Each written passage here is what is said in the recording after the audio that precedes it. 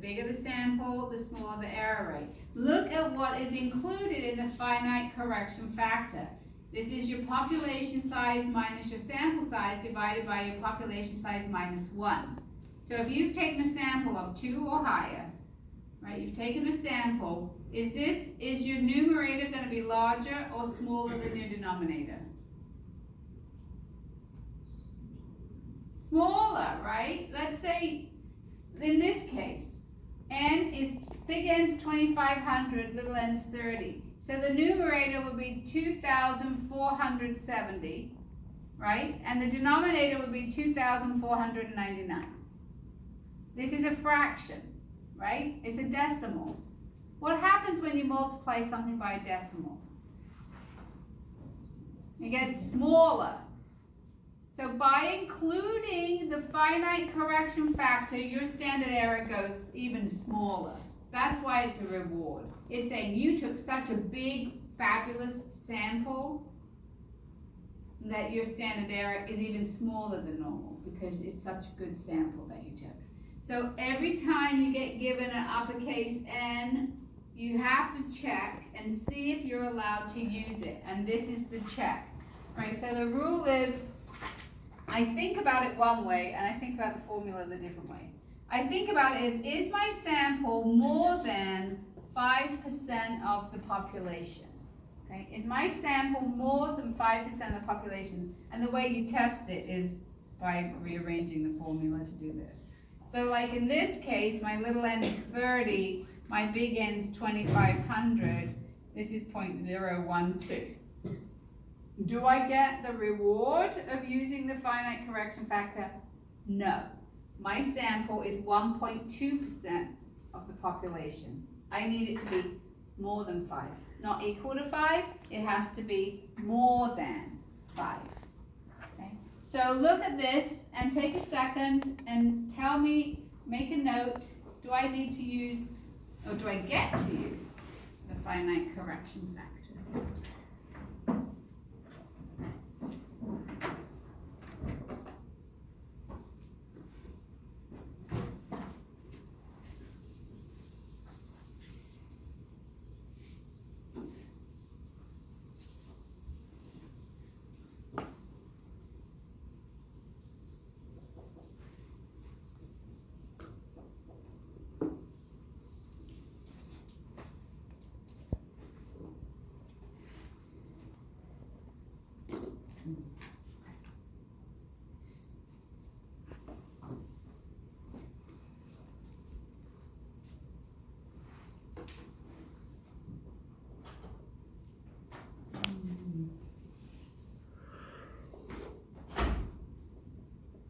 Alright, number 1, little n is 10, big N is infinity. Do I get to use the finite correction factor? No. 2, sample size is 10, population size is 200. Yes, because this is 10%. Okay, this one, 50 to 1,000, what does this equal? 2.5%. Nope. Number 4, sample size 50, infinity. No. Only this one. You will not have to use it very often. We used to have this really older gentleman, probably I think he was in his 80s, and he used to volunteer in our tutoring center. It was years ago, but he was like the PhD in stats, and he still worked. And he would fly around the country and testify at trials about statistics. And he'd say, you would never use a finite correction factor. You never really take a sample that big. That's not true. He's never worked in like higher ed. They have done a survey of community college students that had a sample size of over 8 million. That's more than 5% of the community college population. So you do sometimes use it, not very often, and you will need to use it at least once on your exam. So if you get to the end of your exam and you say she lied, I didn't have to use it, go back and look, because you're supposed to use it somewhere. but also somewhere you're going to be given big, most questions, you're not ever given big N. Therefore, you can't use it because big N's in the formula, right? Most questions don't tell you the population size. But some questions give it to you, like I just gave it to you here, and you don't use it. So you've got to decide if you have big N, whether or not you use it. And the rule is you use it if your sample is more than 5% of the population, okay? All right, so we have to decide, and I'm going to give you a bit more detail on this, on the shape. So I said the first thing you had to do was prove it. These are your proofs, because it will not tell you that the sampling distribution is bell-shaped. There are 3 different proofs that allow you to assume it's bell-shaped, okay? One is, if you are told that the underlying population is bell-shaped, okay, and sigma is given. What's sigma again? What kind of standard deviation? Population standard deviation, okay? So if you're told that the underlying population was normally distributed, and you have sigma, you can assume that your sampling distribution of X bar is also normally distributed. If N is greater than or equal to 30 and sigma is given, you're also allowed to assume your sampling distribution is bell-shaped. This is the one you will use the most. Number 3, if N is more than 100. Okay. So this one you would use if you've only got S. What's S? Sample standard deviation. If you are given the sample, so this is the only one that you can use if you have S. Okay, if you have S, a sample standard deviation, you have to have taken a sample more than 100. So if you want to rewrite it as N is greater than or equal to 101, you can. Because if you've got S, that by itself has error attached to it, doesn't it? Because it's just a sample. It's not perfect. This is perfect, and this is perfect. Therefore, I can have a sample of 30. This is not perfect. My sample needs to get bigger. Okay? I'm going to show you something in the book here. I want you to see why, and it is due. So, quite often, we don't have bell-shaped data.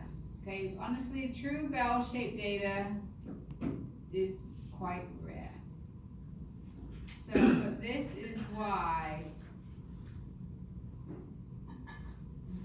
I'm scrolling down, it didn't scroll down.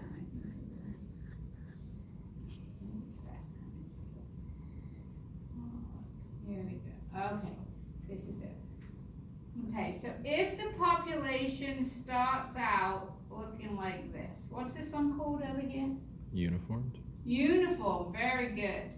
This one, I don't know what it's called. What's this one called? Exponential. Exponential, very good. All right, this is what the underlying population looks like. If I take samples of 2, this is what the sampling distribution of X bar looks like. Okay, so now my rectangle has gone to a triangle. This thing's gone to a ghost. My exponential has gone to a wave, right? This is like a half pipe, and this is like a wave. Okay, what about when my N gets to 5? Ooh, what's happening now? They're starting to look like bells, aren't they? And by the time N gets to 30, they're almost bell-shaped. That is, the sampling distribution of X bar is getting bell-shaped once you get to about 30. That's why this rule is there. Once N, if you've got sigma, if N's greater than or equal to 30, you're allowed to assume the sampling distribution, not the underlying population. The underlying population still looks like this. But the sampling distributions of X bar look like this now. That's why we're allowed to do. So when I tell you that before you start, I want a proof, because it doesn't say that the sampling distribution is bell-shaped, I want one of these three things written down. Okay, and it's usually n's greater than or equal to 30 and sigma is given. That's your proof. That allows you to draw a bell. You can't just start drawing bells. You would be in trouble if you made an assumption that your data was bell-shaped and it wasn't appropriate, right? You've got to prove that it is, right? You'd mark on the mean, and then we're going to do that calculation of the standard deviation, right? It could have, what's this part called? Finite correction factor. When do I get to use it? Large data types. If my sample is more than 5%, okay, and sometimes I don't get to use it. And so that's how, this is called my sampling distribution, okay? It's got a proof, it's got a drawing where I've marked on the mean, and I've calculated the standard error right here.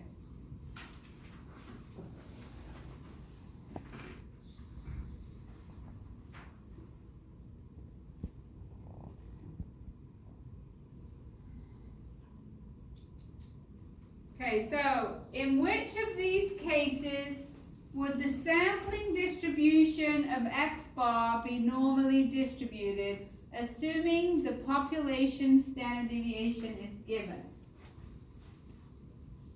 And so look at each of those, and these are the possible proofs. Write down which proof would be appropriate for each of them, or if none of them are appropriate.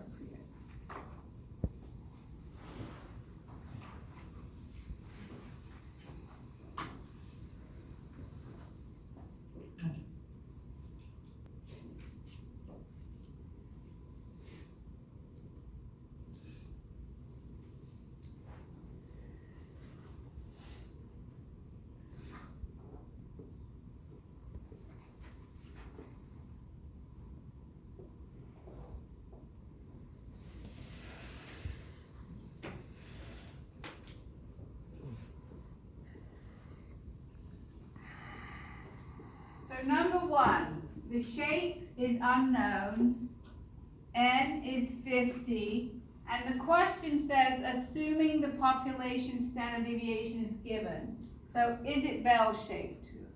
Which one? Number 2. Okay, n is greater than or equal to 30 and sigma's given. Number 2, the shape is normally distributed. N is 20. Sigma's given.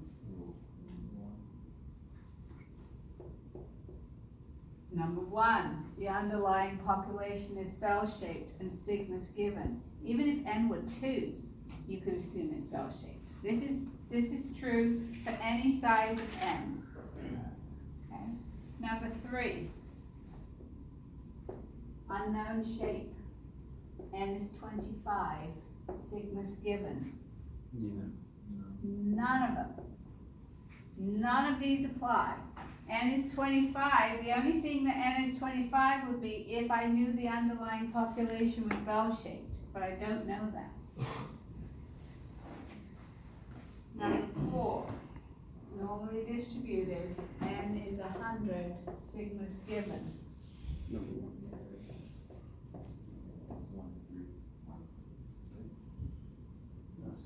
How about number 2? Number 2? Right? And how about number 3? No. Why not? It's not more than. It's got to be more than 100. Just 1 and 2. Okay. So this is the exact same question, but now it says you have only S. So the answer to this is you do not have the population standard deviation. Now what? Take a second and do it.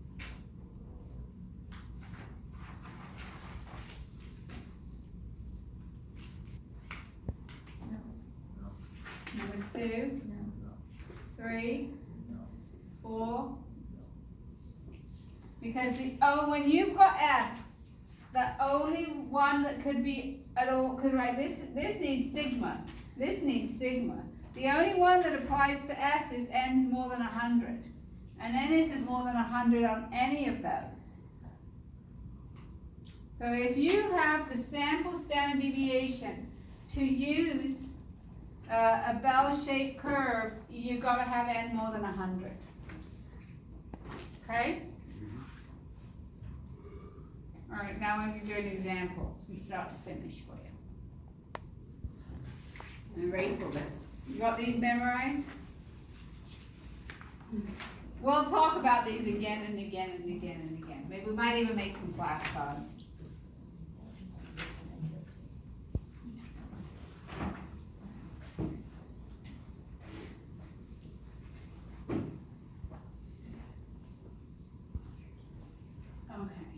So, when I have a problem, I like to start by writing down the information I've been given with the correct symbols. So it says that the population mean, this is, so this is, I will tell you that it started out with that n is 2,500, big N, and little n is 30, they're taking a sample of 30, and mu is $51,800, and sigma is $4,000. Okay. So I'm going to make one up. I'm going to tell you what a chapter 6 question would have been, right? A chapter 6 question would have told you that the population was bell-shaped. You would have marked on the mean and the standard deviation, and the question would have said something like, a manager, what's the probability you select a manager at random and they make more than $60,000, right? You select a manager at random, what's the probability they make more than 60,000? This is a chapter 6 question. This was your standard deviation for a manager. But these questions are asking about the mean of a group of 30 managers. So you know it's a chapter 6 question when it asks for this is the probability a manager, and this is a probability that the mean of something. Now you know it's a chapter 7 question. And you can't use the standard deviation. You have to create a sampling distribution. So if you ask for a probability, you've got to first create a sampling distribution. If you ask for a sampling distribution, it needs 3 parts.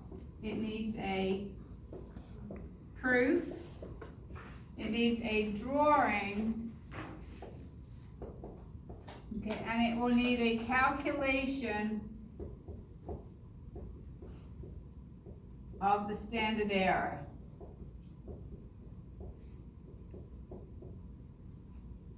Okay, this is to get a sampling distribution,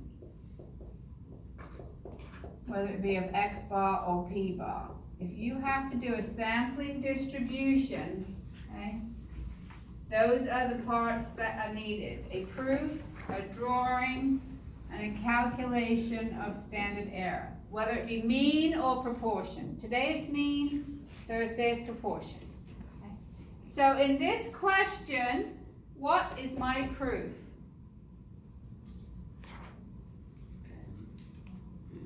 So it's given and n is equal to or greater than 30. So n's greater than or equal to 30 and sigma is given. This allows me to tell you that the shape of the distribution is bell-shaped, right? Otherwise I wouldn't know. So there's my proof, here's my drawing. On my drawing I need to mark on the mean, because I want to show the sampling distribution. It's a probability distribution. I got to say what it looks like. Okay, so here's the mean. Now I need to calculate the standard deviation of X bar, because this is a sampling distribution of X bar. This is what the bell looks like for this X bar where n is 30. This is only good for if n is 30. So do I get to use the finite correction factor here? No, because didn't we say this is 1.2% of that, right? You can do n divided by big N is 0.012, so no finite correction factor. Okay, so I just get to do the standard deviation divided by the square root of 30, right? This is what the standard deviation is. This is 730.3. That's a lot different than the underlying population where the standard deviation was 4,000, right? When we had a standard deviation of 4,000,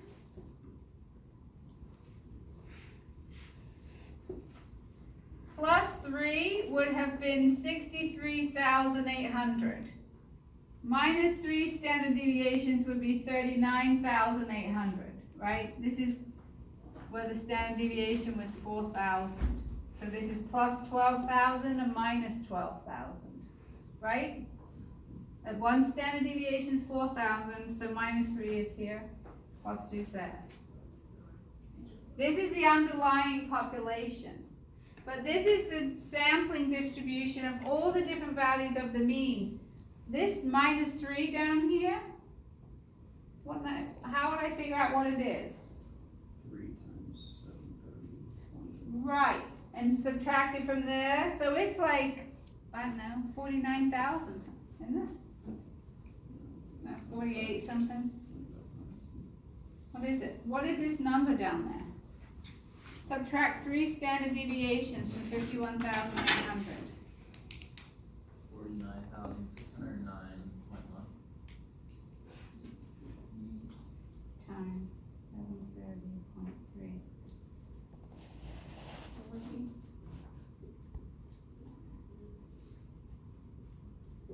Yeah, what's plus 3?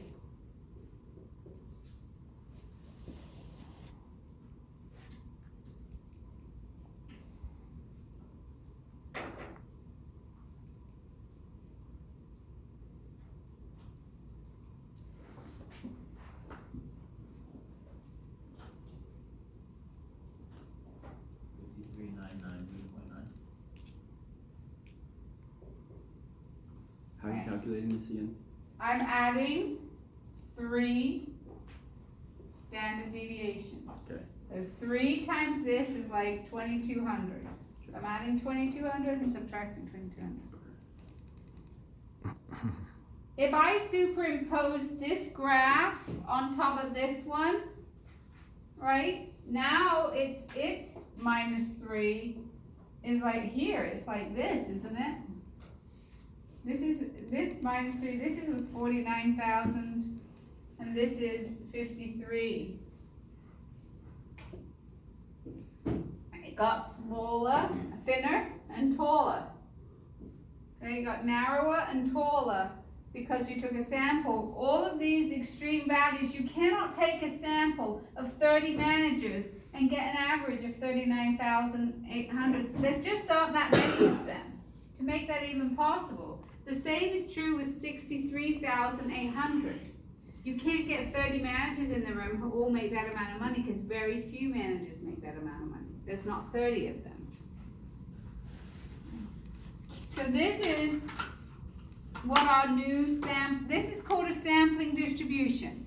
Proof, draw, calculate the standard error.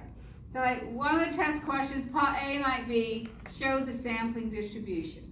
And then B might say, here's a question, what's the probability that a sample mean from the sample of 30 managers and a population of 2,500 will be within plus and minus $500 of the population mean? So I truly think this chapter of the book has been written by somebody different. Because in chapter 6 it would say, what's the probability, they make more than 60,000. What's the probability that they make between 50 and 60,000, right? But this one, it seems to a lot of the time ask, what's the probability it's within so much of the mean? So when it says it wants between plus and minus $500 of the mean, it means $500 either way, above or below. So if I make $51,300, I'm within $500 of the mean. And if I make $52,300, I'm within $500 of the mean. So they do that a lot. Okay, in chapter 7, they do a lot of the questions are within so much of the mean. So what they're looking for is this area right here. Agreed? Within $500, $500 either way. So this is a $1,000 area here, right? From here to here. They want you to find this area from 51,300 to 52,300. Once you've done this sampling distribution, you guys know exactly what to do. This is now a chapter 6 question, right? You've got a new standard deviation to use, but you've got a bell. I've drawn and shaded what the area I'm looking for. What's my next step? Calculate my z-scores. And calculate my z-scores with this new standard error. Okay? So I take the 52,000, I subtract the mean, and I divide not by 4,000, because that would have been a chapter 6 question, but I divide by the 730.3. And this gives me a z-score of 0.68.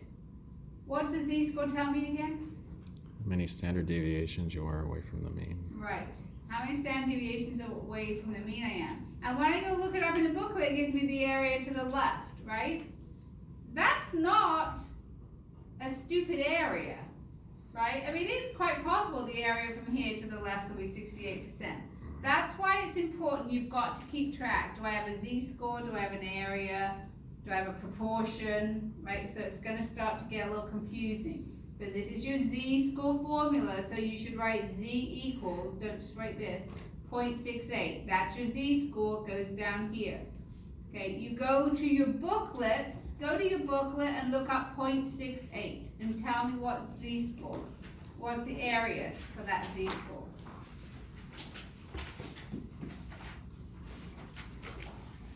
Find it and make sure you know how to find it. 517, does everybody find that in their booklet? By going to, right, just look it up like you did in chapter 6. Go to 0.6 in the first column, go to 8 across the top, and you should see that it says 0.7517. That's the area from here all the way to the left. Okay, then I look up negative 0.68 on the page before, and when you look up negative 0.68, you should see from there all the way to the left is 0.2483. Does everybody can find that? So, right, because remember our step 1 was draw and shade, our step 2 was calculate a z-score, our step 3 was to look them up in the booklet, and our step 4 was then to manipulate it to find the area that you're looking for. So we found this area, we found this area, and now we need to do what? Subtract them. And that's where we get 0.5034. Okay, does anybody have any questions about that? Couldn't you just take the first one and subtract 0.5 from it and double it? And double it, you can't double it. Subtract 0.5, oh, yes, yes. Yeah, so you don't 0.5. put the two numbers. There are some tables that give you not the area all the way to the left. There's a lot of different ways you could do it, whatever makes sense to you. And that only works because it's plus and minus, yeah, it's the same amount. Yeah, the area is the mirror, is a mirror image. So remember then, as the sample size goes up, the error rate goes down. Okay, so for example, if instead of taking a sample of 30 managers, we took a sample of 100 managers, what would happen to my bell? What happened to my bell if I went from a sample of 30? Like that distribution, this is no longer valid if I take a sample of 30. My bell will get wider? How wide's the bell? 6 standard errors. What happens to my error as this gets bigger, what happens to this? It gets smaller. So if my standard error is getting smaller, what's happening to my bell? Taller and narrower, right? It's narrower and taller. The bigger your sample, the narrower and taller your bell becomes. Okay, so in this case, now my standard deviation, if my n is 100, my standard error is only 400. It's not 730. My plus 3 here is not this high. What's my plus 3? I think it's 5,300. Right? If I take n as so now it's become like this. And my plus 3, I add 1,200. This would be 53,000. And this would be 50,600. It got narrower and taller as my sample became larger. The larger the sample, the smaller the error, the smaller the standard error. Okay? When you do that. So in that case, you have to recalculate your z-scores because they use the new standard error, and you get plus and minus 1.25 as your z-scores. You look them up in the booklet, and you should get 0.8944 and 0.1056, okay, which gives you a 0.7888. All right, we've got 5 minutes. You're going to do one problem, and then when we come in next time, you're going to do the rest of the problems. Get out of here and pull up the book. Question 15. All right, here's number 15. A population has a mean of 200, a standard deviation of 50. You take a sample of 100. And then A is what's the probability the mean will be within 5, and B is what's the probability it will be within 10 of the mean. And don't forget, you've got to start by doing a sampling distribution. What is a sampling distribution? A proof, a drawing, and a calculation of the standard error. Do it on the boards, if you like. Nobody's there for the glued today. Even just writing that down, people wrote it down wrong. They started out wrong. And it's hard for me to see if you're writing it down wrong from up here. But if you're at the whiteboards, I can see.